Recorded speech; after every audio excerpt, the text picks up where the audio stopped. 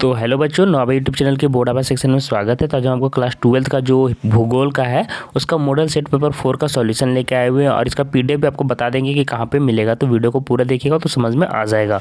इसके अलावा मैं बता दूं कि टेलीग्राम ग्रुप में हमारे 1800-1700 से ज़्यादा बच्चे जुड़ चुके हैं, तो आप भी जुड़ जाइए उस टेलीग्राम ग्रुप से। टेलीग्राम ग्रुप का नाम यहाँ पर आपको दिख रहा होगा, इन दोनों नाम को आपको सर्च करना है टेलीग्राम ग्रुप में, आप वैसे जुड़ सकते हैं। अन्यथा इस वीडियो के नीचे डिस्क्रिप्शन बॉक्स में भी लिंक दे दिया है ग्रुप का, वहाँ से भी जुड़ सकते हैं।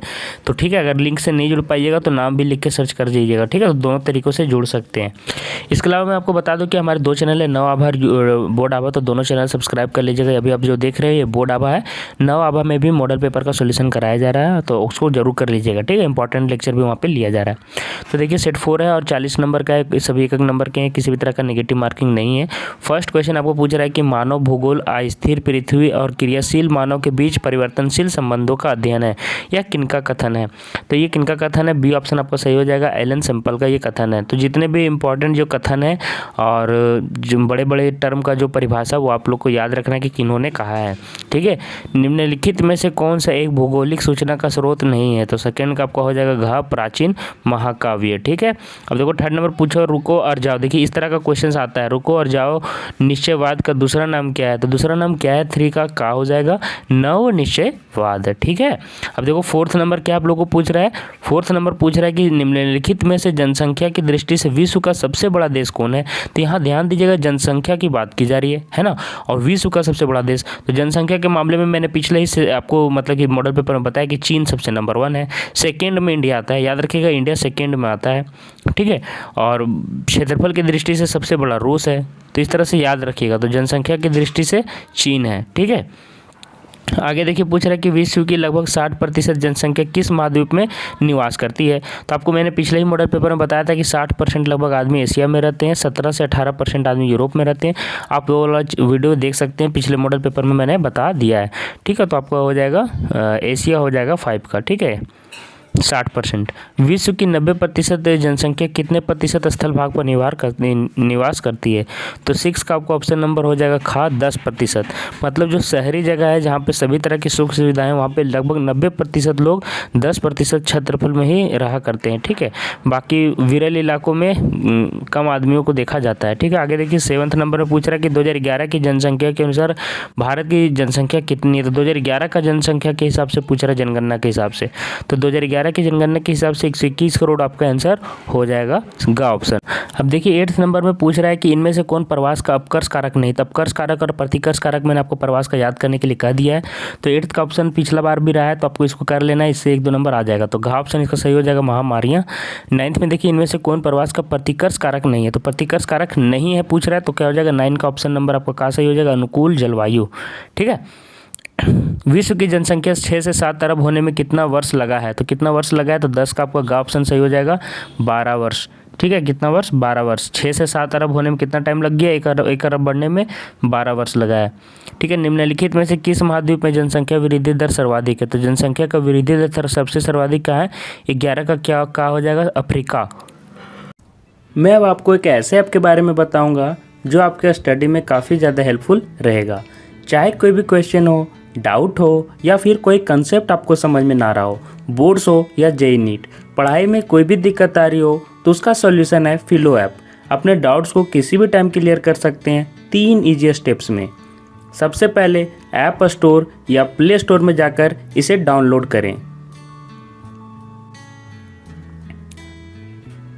अपने फ़ोन नंबर को फिर इजीली साइन अप कर लें। अपने क्वेश्चन का पिक्चर लें या फिर उसे टाइप करके सबमिट कर दें, और फिर फिलो ऐप आपको जोड़ देगा 60 सेकंड में इंडिया के टॉप एक्सपर्ट से लाइव कॉल पे।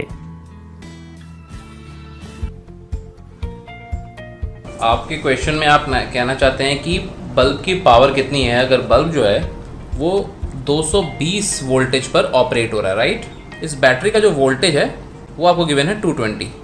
तो ये आपको सिंपल रिलेशन हो गया यहाँ पर। अब अगर कोई आपको और डाउट है तो आप बताइए। No sir, thank you. इस ऐप का डाउनलोड लिंक वीडियो के नीचे दिया गया है, तो जाके डाउनलोड करो, और मेरा रेफरल कोड डिस्क्रिप्शन बॉक्स में मिल जाएगा, जिससे 10% ऑफ में आपको मिल जाएगा फिलो ऐप। 12 नंबर में देखिए पूछ रहा है कि निम्नलिखित में से कौन सा एक तथ्य सही नहीं है। तो क्या बोल रहा है, विगत 500 वर्षों में मानव जनसंख्या 10 गुना बढ़ी, ये भी सही है। ठीक है, जननांगीय संक्रमण की प्रथम अवस्था में जनसंख्या वृद्धि उच्च होती है, सही है। जनसंख्या ज्यामितीय विधि से बढ़ती, ये भी सही है। सही कौन सा नहीं है, ये 5 से 6 अरब बढ़ने में 100 वर्ष का समय नहीं लगाया, तो ये गलत है। ठीक है, आगे देखो क्या पूछ रहा है कि विश्व की जनसंख्या का औसत लिंग अनुपात प्रति 100 स्त्रियों पर कितने पुरुष हैं। क्या हो जाएगा, विश्व की जनसंख्या का औसत लिंग पूछा जा रहा है। ठीक है, तो 13 का आपका ऑप्शन नंबर ग सही हो जाएगा, 102।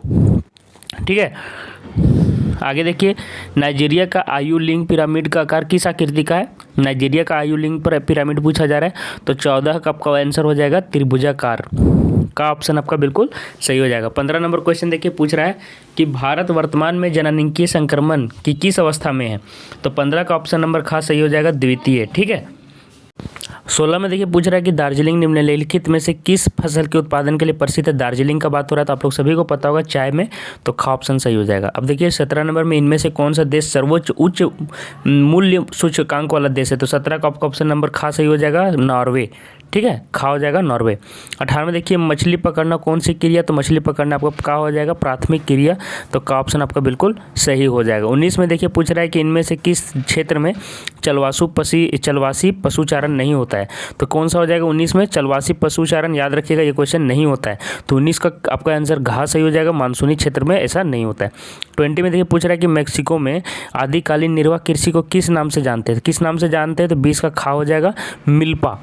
ठीक है, अब देखो 21 में क्या पूछ रहा है, इनमें कौन रोपण कृषि का उदाहरण है। तो रोपण कृषि का उदाहरण क्या हो जाएगा, 21 का घा हो जाएगा, रबड़।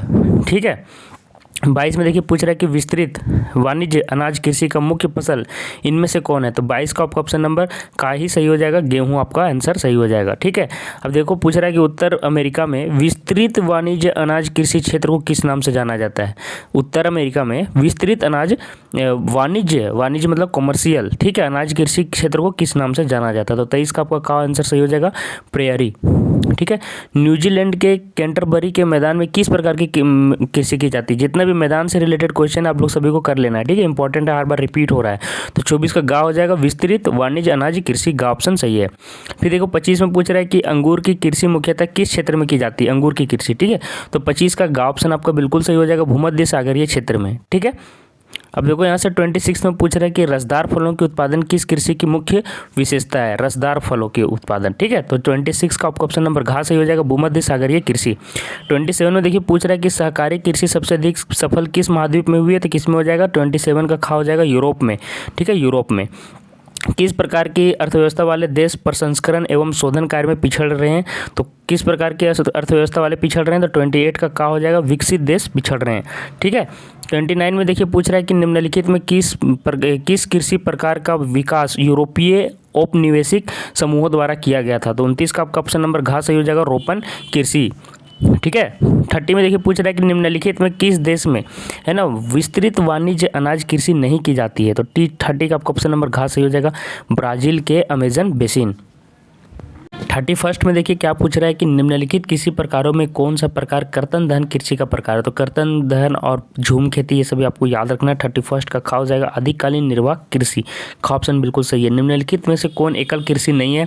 32 देखिए एकल कृषि की बात की जा रही, कौन नहीं है। तो 32 का आपका ऑप्शन नंबर खा सही हो जाएगा, मिश्रित कृषि। अब देखिए 33 में पूछ रहा है कि निम्नलिखित में कौन खनिज आधारित उद्योग है, खनिज आधारित पूछा जा रहा है। तो 33 का आपका हो जाएगा का लोह इस्पात, इसमें खनिज का जरूरत पड़ता है। ठीक है, आपको देखते जानते होंगे कि रॉ मटेरियल का मतलब की जरूरत पड़ता है। निम्नलिखित में से कौन उद्योग मुख्यतः श्रम आधारित है, श्रम आधारित उद्योग कौन है। तो 34 का आपका ऑप्शन नंबर गा सही हो जाएगा, गा कुटीर उद्योग। ठीक है, 35 में देखिए इनमें से कौन सा उद्योग कृषि आधारित उद्योग है, कृषि आधारित उद्योग। तो इस तरह के क्वेश्चन कृषि आधारित, श्रम आधारित, खनिज आधारित पढ़ लीजिएगा। ठीक है, 35 का खा हो जाएगा, सूती वस्त्र। ठीक है, देखो 36 में पूछ रहे हैं इनमें से कौन वन आधारित उद्योग है। तो इसी तरह के क्वेश्चन सभी आ रहे हैं, तो का हो जाएगा कागज उद्योग, है ना। इनमें से कौन पशु आधारित उद्योग है। तो पशु आधारित कौन हो जाएगा, 37 का हो जाएगा चमड़ा उद्योग। तो इस तरह के क्वेश्चन का आप लोग देख लीजिएगा। अब देखिए यहाँ से क्या पूछ रहा है कि नगरीय क्षेत्रों को परिभाषित करने के लिए संयुक्त राज्य अमेरिका यूएसए ने न्यूनतम कितनी जनसंख्या को आधार बनाया गया है। तो कितना बनाया गया है, 5000। ठीक है, तो 5000 आंसर हो जाएगा आपका का ऑप्शन। इनमें से कौन वाणिज्यिक नगर का उदाहरण है। तो वाणिज्यिक नगर का उदाहरण कौन है। तो 39 का आपका का ऑप्शन सही हो जाएगा, मुंबई। ठीक है। अब लास्ट क्वेश्चन देखिए, इनमें से किस प्रकार की बस्तियां सड़क, नदी या नहर के किनारे होती हैं? तो ये मैंने आपको पिछले वीडियो में बता दिया था कि वृत्ताकार कहाँ पे होता है, कहाँ पे तारे का आकार का होता है, ये सारे मैंने आपको बताया था। कहाँ टी आकार का होता है, कहाँ पे वाई आकार का होता है, तो ये मैंने आपको बता चुका हूँ। तो पिछला वीडियोज़ भी जितना भी सेट पेपर मैं करवा रहा हूँ उसका आप जरूर देख लीजिए। और मैं बता दूँ कि PDF आपको कहाँ पर मिलेगा, तो PDF हमको आ रहे टेलीग्राम ग्रुप में ही मिलेगा, तो टेलीग्राम ग्रुप जरूर ज्वाइन कर लेना। ठीक है। तो 40 का आपका ऑप्शन नंबर हो जाएगा रेखीय। ठीक है, रेखीय बचता है। ठीक है। तो इस तरह से मैंने 40 क्वेश्चन कंप्लीट करा दिया है। सभी का सेट पेपर का सॉल्यूशन PDF आपको हमारे टेलीग्राम ग्रुप में मिल जाएगा, तो टेलीग्राम ग्रुप जरूर ज्वाइन कर लीजिएगा। टेलीग्राम ग्रुप का नाम दिख रहा है, लिंक भी मैंने डिस्क्रिप्शन बॉक्स में दे दिया है। सभी विषयों का धीरे धीरे मतलब कि यहाँ पे इस चैनल पे करवाया जा रहा है, तो चैनल सब्सक्राइब कर लीजिएगा बच्चों। आज के लिए बस इतना ही, धन्यवाद।